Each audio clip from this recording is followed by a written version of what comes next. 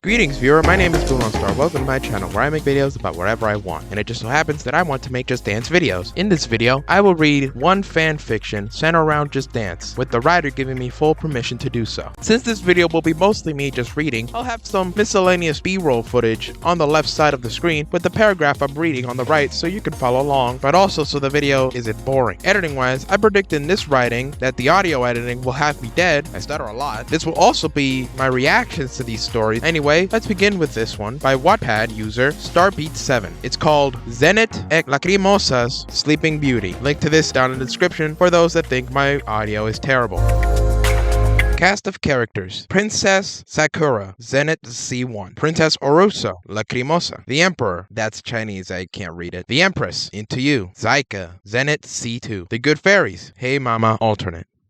A long time ago in Japan, an emperor and an empress who ruled the empire were grieved. More grieved than words can explain. The reason being is that they have no children of their own. So, they made countless pilgrimages and did everything they could do without result. One day, the empress finally found that her wishes had been granted and gave birth to a healthy baby girl. They have decided on a name: Sakura, a term from the cherries blossom trees. A grand ceremony has taken place, and 3 fairies came over to be the godmothers to the newborn princess. When the ceremony was over, the emperor's company returned to the palace for a great feast in honor of the fairies. Place is laid in a rather elegant style, with a gold box with spoons, forks, and knives made in the finest gold set with diamonds, rubies, and other precious gems. Eventually, a demon named Saika, who no one sought to invite, had shown up mysteriously. For about 50 years, Saika had never left the tower, and people had supposed her to be bewitched. The emperor had laid a place for her, but it was impossible to give her an extra gold box, for only 3 made for the 3 fairies. Saika's letter that wrote a gift will bestow to the princess hid behind the ukiyo-e tapestry. Afterwards, the fairies began to cast their gifts onto the princess. The first, clad in a red kimono, said the princess would be the most beautiful person to exist. The second, in yellow, declared that she is to do everything with grace and the utmost skill. The third, in blue, unfortunately, had been interrupted by Saika. She shook her head and spoke in spite rather than infirmity, announcing that before the sun sets on her 16th birthday, she will prick her finger on a spindle of a spinning wheel, and she will die. All the company's eyes filled with tears as a chill ran through them by the horrible gift. But the blue fairy took a moment to step ahead. "Take comfort, nobles," she cried in a loud voice. "My power is not enough to undo all those who have cast upon anyone. Princess Sakura will indeed prick her finger on a spindle of a spinning wheel, but instead of death, she will fall into a profound sleep that will last for 100 years. And at the end of those 100 years, a prince from any other land would wake her up with a true love's kiss." The emperor, in an attempt to reverse the curse pronounced by Saika, had ordered all persons to burn every spinning wheel in the empire. 16 years have come and go, and Sakura had grown in grace and beauty and was beloved by all who know her. On her 16th birthday, Sakura's parents had been to be away on a trip. The princess was busy exploring the castle, going upstairs from room to room. Later, she came across an old room where a dame, who had never heard Saika's curse upon the princess during the ceremony, sat alone with a spinning wheel. "What are you doing, old gentlewoman?" Sakura asked. "Why, I'm spinning, my dear child," replies the old woman, despite not knowing who she was. "Oh, that sounds like fun," rejoiced Sakura. "How do you know it?" the old maiden said. "Well, let me show you if you can do it equally well." No sooner did the princess got distracted over the spindle, and she pricked her finger and collapsed in a daze. Panicked, the old dame cried out for help, running from every corner of the castle to restore the princess. They splashed a bucket of water on her face and rubbed it with an imperial essence of hunger, but nothing would resuscitate her. The emperor and empress came back from their trip, brought up by the commotion. They remembered their demon's prophecy. Devastated about what had happened was inevitable. The fairy trio had decreed. The emperor ordered the guards that Sakura is to rest for the time of her slumber in the highest apartment in the castle, upon a futon with pink lotus flowers surrounding her. You would have thought of her as an angel. So delicate was she in every sense of the word. The trance have not taken the lovely aesthetic of her complexion. Her cheeks delicately flushed with pink, her lips like lapis lazuli, her eyes were indeed closed, and her quiet breathing could be heard and therefore indicated that she was still alive. The emperor declared that Sakura should be left in this room to sleep in peace until her moment of awakening comes after 100 years, or at a shorter time should be to meet meet her true love with a kiss. When the accident happened to the princess, the good fairy saved her life by condemning her to sleep for 100 years. She approved the emperor of all that to save her. No one should be left to stay awake until the time of Sakura's awakening, for she felt the princess would be much distressed to find herself all alone in an old kingdom. Then, this is what all three fairies did. They touched everyone with their paper fans, especially courtesans, maidens of honor, ladies and gentlemen in waiting, counselors, servants, cooks, samurais, geishas, footmen, all horses in the stable, and their grooms. The moment they had touched everyone, young and old, have fallen asleep to awaken to the same time as the princess should, for no one in the kingdom should be left weakened to die nor to age. Thus, they should also prepare service whenever she should require it. The job was done in a moment, for the fairies do not take long over their work. Before the fairies can send the couple to sleep as well, the emperor gently kissed their beloved Sakura on the forehead, not waking her up. Within 30 minutes, there grew all around the pagodas and cherry trees, big and small, so fast, with interlacing brambles and thorns. Neither man, woman, child, or animal could penetrate. Also, the fairies' magic can thrive that the princess, during all the time of her profound slumber, should not have whatever to fear from prying eyes. At the end of nearly 100 years or so, a prince from the western side of the world has a change to go traveling with his company one day, seeing in a distance pagodas, cherry trees, amid a large dense forest of thorns. He asked them what they are doing. They told him various stories that they heard. Once there was an old Japanese castle haunted by visitors, but others who were bewitched held their revels there. Another one told him that in this structure lived an ogre who could catch all children. Since Orso is the only person brave enough to force a passage through the forest, no one had been able to pursue him. "Your Highness," he said, "last year my father had told me that a legend that this castle lies Sakura, the most beautiful woman to ever exist in Japan, but throughout the entire world, it is her doom to sleep for 100 years, but to be awakened by someone she should truly love, for whose coming she awaits. Some people may think that this is too absurd to be true, but if it is, I must meet her." He jumped instantly to the conclusion that it was for him to see such an adventure. Impelled by the wish of glory, he resolved to set about it. Hardly he had taken one foot into the forest when the brambles and thorns severed themselves and made a path for him. He turned into the direction of the castle, and despite not knowing about what's at the end of a long avenue he entered, he was surprised to notice that the thorns clopped up again as soon as he had passed it. Even such a young and gallant prince, always brave, continued in this dark and lifeless environment. The silence of this place was dreadfully unsettling. The recumbent figures of humans, animals, and plants have all the aspects of being defunct. And so came at last a chamber, decked all over the locust flowers. In there, Orso encountered the most beautiful sighting that he had seen in his whole life. Sakura, reclining upon a futon, was seemingly 16 years old, whose radiant beauty was almost unearthly lustered. Trembling in admiration, Orso drew near the bed, went on his knees beside her. Then he leaned over and kissed her on the lapis-colored lips. And in that moment, when the enchanted had dissipated, Sakura has finally awoken. Upon him, he looks more tender at the first glance with Orso.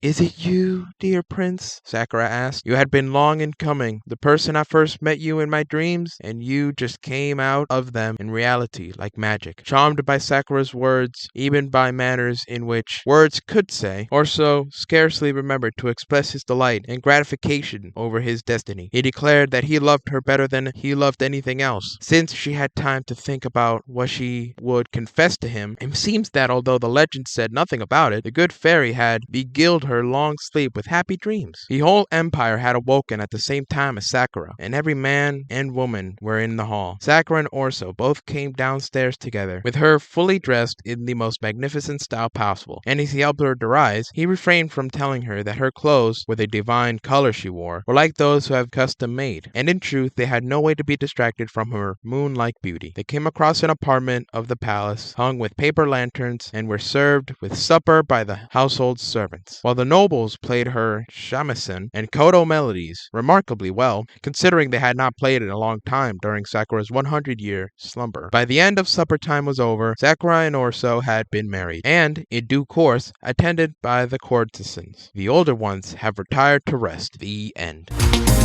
Thank you so much for getting to the end of my video. If you liked the video, let YouTube know by hitting the like button. And if you want to see more, then please subscribe and hit the bell. I have 2 other stories here that I would love to tell in the future. So if you enjoyed this, that lets me know that you want to see more. So please leave a comment telling me that I should do more of these. I also do have a Twitch channel if you want to see me live, and definitely a little crazier if you want to talk to me in real time. I also have a Discord server. All links down in the description. Thank you so much for watching. Adios.